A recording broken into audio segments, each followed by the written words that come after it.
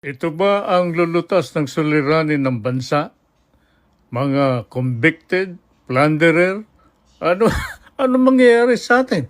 Ay, kawawa kayo, lalo kayong babaksak. Ano ang gagawin ni Robin Padilla, ni Lito Lapid, ni Bong Revilla, ni Jingo Estrada, aba, Rosmar Yosef? Aba, nasisira na yata ang ulo ang mga Pilipinas. Ako yan natatawa sapagkat yung mga nagtapos ng batas, natalo. Itong mga hindi nag-aaral ng batas, abay, nanalo at pagdating nila sa Senado, mag-aaral pa daw. Aba, sira ulo kayo. Ito ba ang pamilyang magpapaunlad ng ating bansa? Ay, tignan ninyo, sino ba yung nambugbog ng sheriff? Sino yung drug addict? Sino yung mga drug lord?